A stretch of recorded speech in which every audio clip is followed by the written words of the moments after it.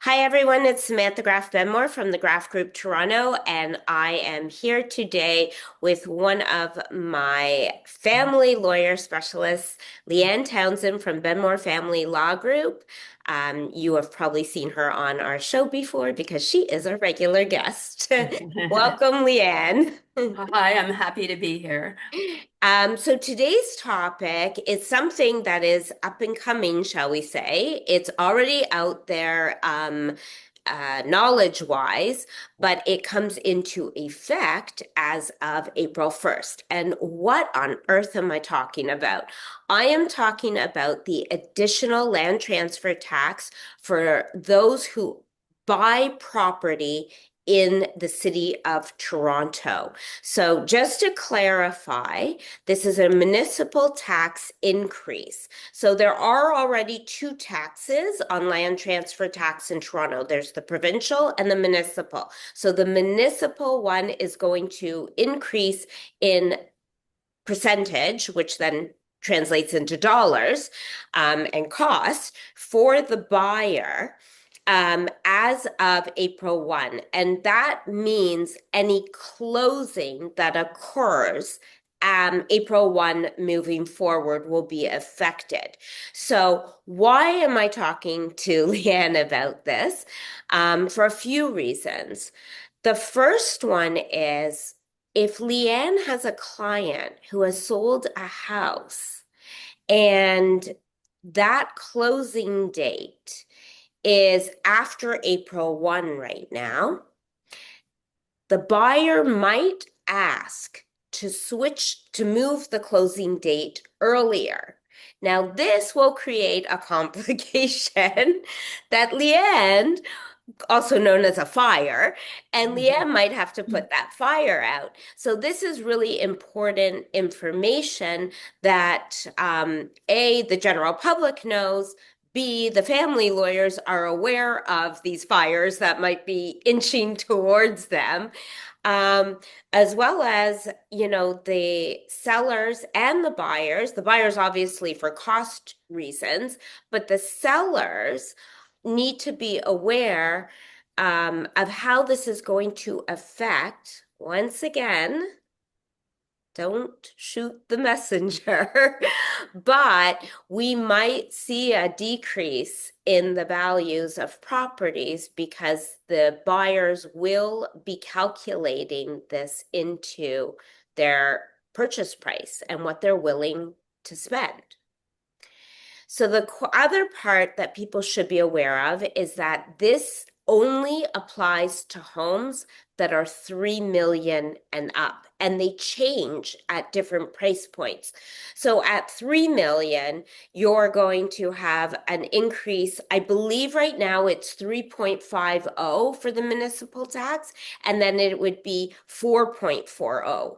And then at the 5 million mark, there's another percentage, and at 10 million, there's another. So this is really going to be affecting all what are already probably high conflict divorces because um, it's that level of value in the home, which is usually their largest asset. Although you'll see a video where Leanne and I discuss with Veronica Rue, who's an international appraiser, you'll see that, there's art out there that's worth more than the homes these days. So, Leanne, how do you see this affecting your clients in negotiations?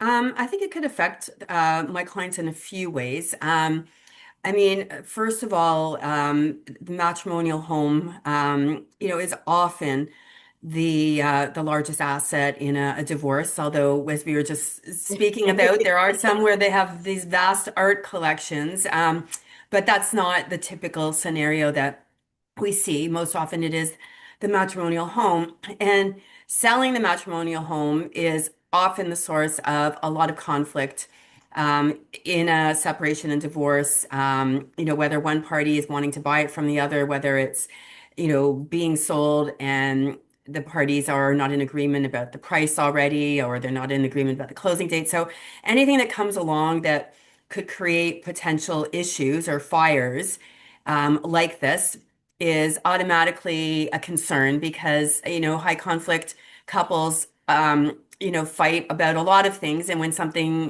new could happen, it gives a potential source for there to be conflict or a snafu. And if a house is already sold, and a closing date the other side wants to adjust the closing date, um, and you had a hard enough time getting the divorcing couple to agree on the terms the first time around, and you need to determine are they going to agree on moving up the closing date.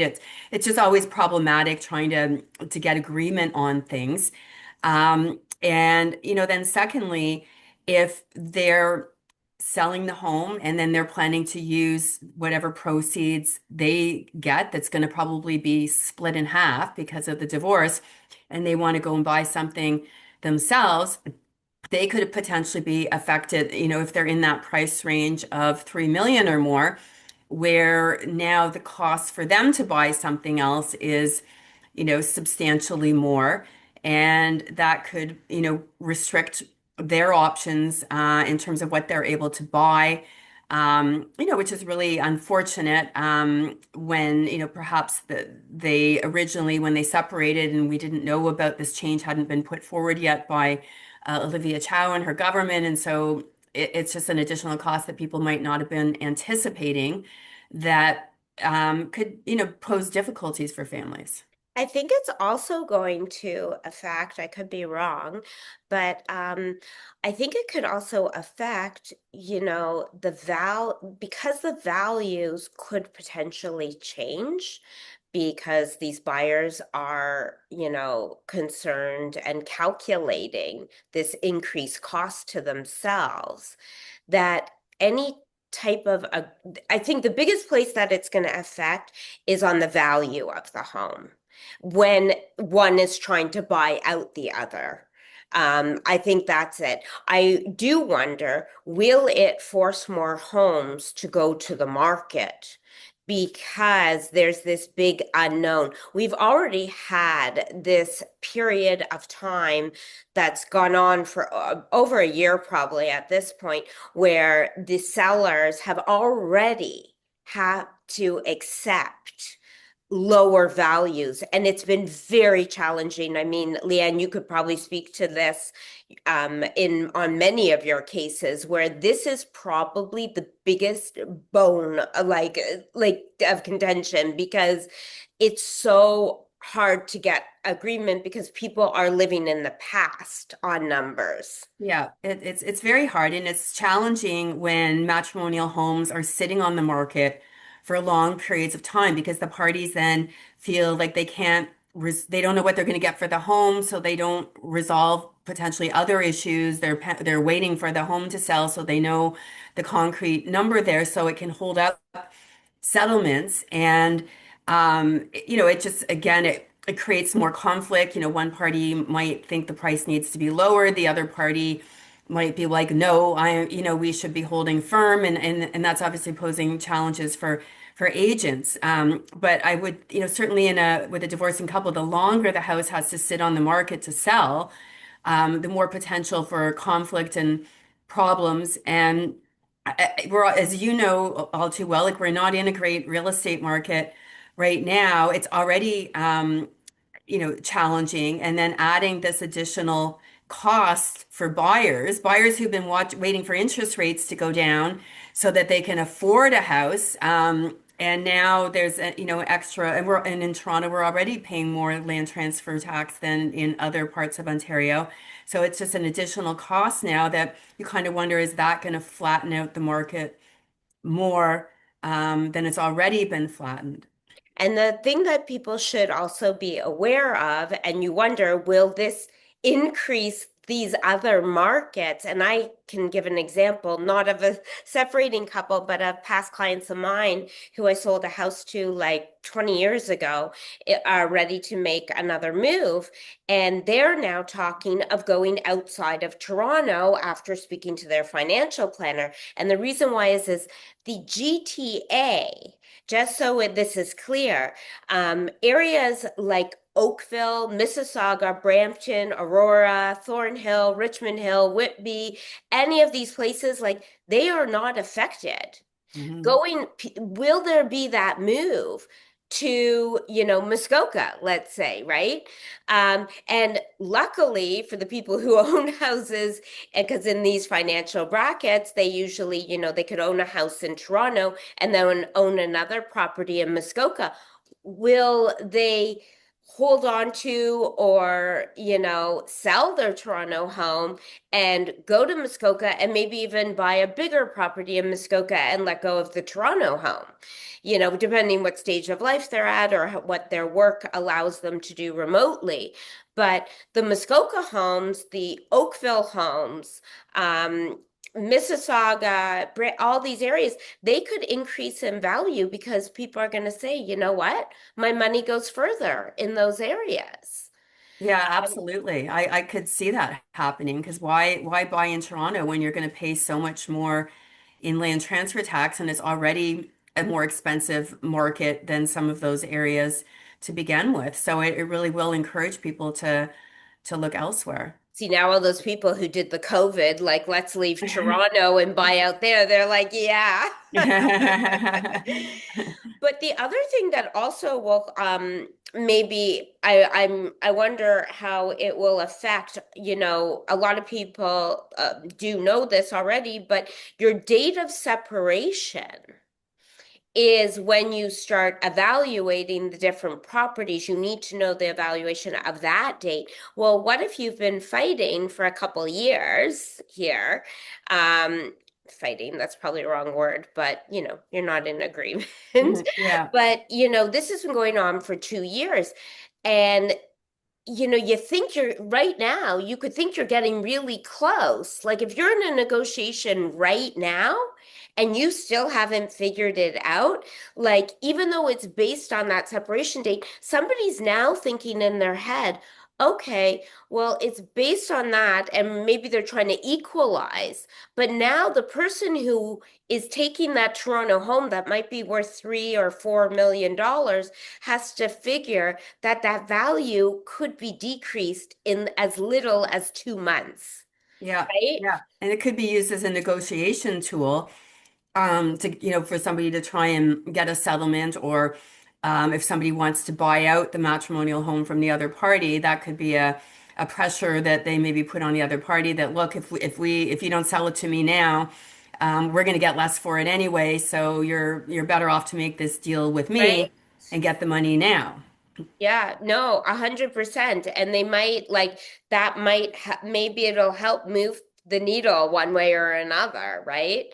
So I do think it's a really important piece of information that people keep in mind in the price range because you're talking, I just want to refer to my note here that so I get these numbers right, but at the 3.5 million, you're talking about an additional 25 to 30,000 in taxes. So on that level, like a lot of people say, oh, well, it's not that much. They can afford that. Okay, maybe not that big. When you jump into your higher priced homes like in Forest Hill and Rosedale and Bayview and York Mills, 10 million and up, I mean, you're talking additional 100,000 or more.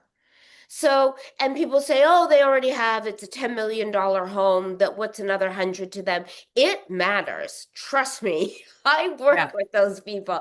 It matters. Well, They, and people don't want these increased costs. no, and especially when they're going through divorce, because you're already taking the pie and you're, in many cases Yeah. cutting it in half. So both people are walking away with half of what they had when they're together, plus half of the income, or less potentially that they had when they were together as a unit. So anything that's creating decreases in value or creating extra costs, people are particularly sensitive to in the divorce context. And so, and as you know all too well, in a city like Toronto, yes, 3 million is a lot of money, but it does. It's particularly like a few years ago in the housing market we were in. You're not looking at a mansion for $3 million. It's not. This change that Olivia Chow's put into place, it's not like it's just affecting uber wealthy people. There's a lot of I don't know whether they would be called upper middle class, people that their house could still be in that range that they're affected by it. No, absolutely. And I think that people need to definitely do their math on this. And I am wondering if it will affect um like different people, but specifically, like we said, when you have to split this asset in half, you know, typically, I do find a lot of people don't go out and buy another house. Like both spouses don't buy another house. They usually rent for a year just to sort of figure it out, which I mean is a no-no in my world of buy and sell in the same marketplace. But in the same boat, it does make sense for lifestyle and this change. And I find they kind of get stuck in that rental an extra year and an extra year. But I do wonder if you will see even more spouses choosing to rent. Especially if their house is selling between 3 and 4 and you're splitting that in half, they usually end up renting till they figure out the needs. And also, in a lot of cases, when you're selling a house and you're going your separate ways, and your kids are in that 18 to 20 range, you might need 3 bedrooms, and then, okay, fine, you could really get two and you can get away with it because, you know, life changes and your child decides, okay, I'm going to get my own place, right? So you're kind of looking for something different, which is what puts people in that rental position for a little bit sometimes.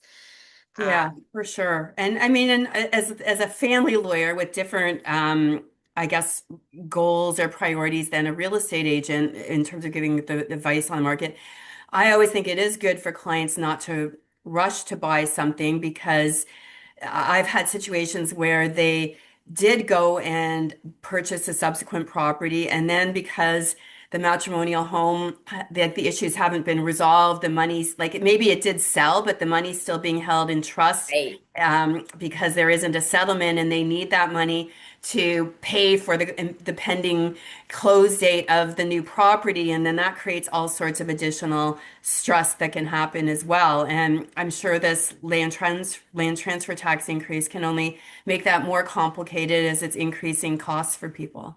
Yeah.